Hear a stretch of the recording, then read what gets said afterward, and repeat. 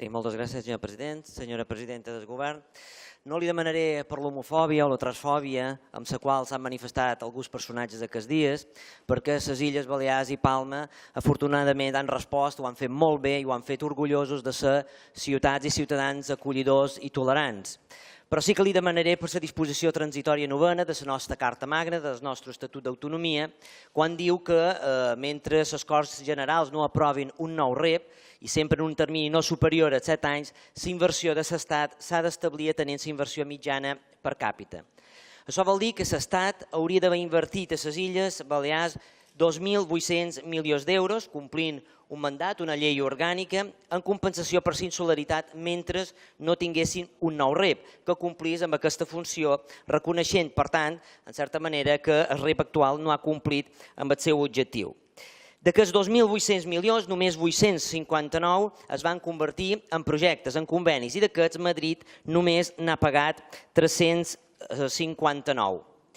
És a dir, que en 7 anys hem deixat de rebre més de 2.000 milions d'euros, fent que de cada 100 euros que l'Estat ha invertit a les comunitats autònomes, les illes només haguem rebut 76 cèntims, menys d'un 1%. Així doncs, no han rebut els euros, no tenim REP i estem a la cua en inversions per part de l'Estat. I no només això, no només no arriben els recursos, sinó que quan han arribat el Partit Popular de les Illes ja se n'han encarregat de perdre'ls. Aquest és el cas del centre Vita-Aló, que el govern in extremis va poder salvar, és el cas de Platja de Palma, amb 12 milions no executats, i és el cas, per exemple, també del centre d'interpretació de la reserva de la biosfera a Sant Clusa, que ens resistim a donar per perduts, 7 milions d'euros més. Creiem que no podem esperar més i que és hora que el govern porti el tema als tribunals per obligar a Rajoy a complir amb la llei i amb els ciutadans de les illes. L'Estat, via prorrogació, via signatura de nous convenis, via la que sigui, ha de complir amb la llei i si no, que Rajoy, a més de per casos de corrupció, declari davant els tribunals per incomplir la llei i per incomplir en les Illes Balears. I això és el que li demanem avui. Quines actuacions porta a terme el govern perquè es compleixi allò que preveu l'Estatut d'Autonomia amb les Illes Balears?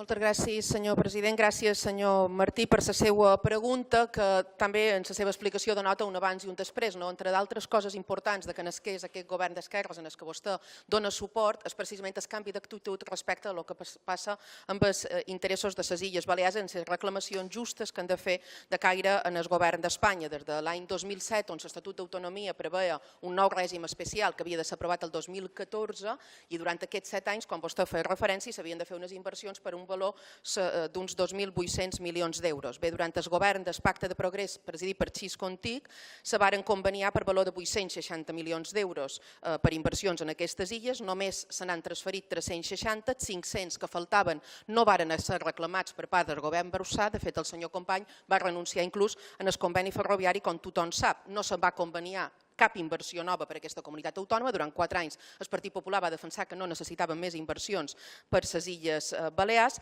i, més greu encara, no varen executar aquells recursos que ja havien rebut per part de l'Estat. Què va passar quan vàrem entrar a governar? Primer de tot, vàrem haver de negociar que no ens fessin pagar amb interessos els deutes del senyor Bauzá. Segona qüestió, vàrem haver de negociar l'ampliació de tots els convenis estatutaris i vàrem poder aconseguir pròrrogues de 6 convenis, entre ells el centre Vita-Aló, que ara és una realitat gràcies a que hi ha un govern que ha executat i ha fet possible amb la mateixa situació que tenia el govern Bauzá. Per tant, s'ha demostrat que tot allò que se deia era fals i que, per tant, hi havia possibilitat de gestionar les inversions estatutàries des de la nostra comunitat autònoma.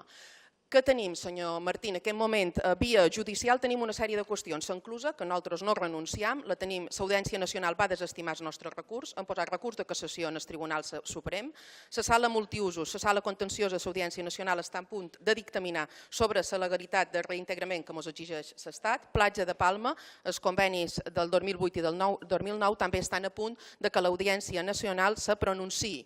Hi ha una causa genèrica que vostè deia, duen el Tribunal en el govern d'Espanya entorn a l'incompliment de l'Estatut d'Autonomia, ho va fer Catalunya, va perdre, per tant, nosaltres jurídicament ho estudiem tot, però la realitat és la que és. Per tant, què hem de fer?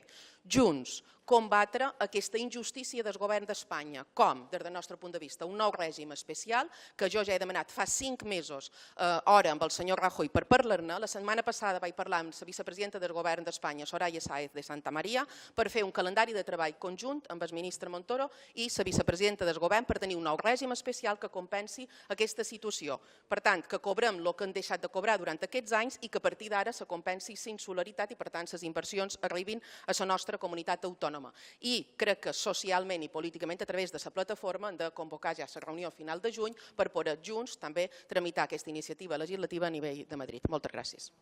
Moltes gràcies. No, seré molt breu. Coincidim, presidenta, no podem renunciar ni a un euro per a aquesta comunitat autònoma, però quan s'esgota la via política creiem que no tenim cap més remei que obrir la via judicial. Més per menor que estarà al costat del govern per donar suport a un nou rep, però també per donar suport a aquest govern si opta per aquesta via judicial. No podem perdre ni un euro i aquí, en aquesta lluita, ens trobarà. Moltes gràcies.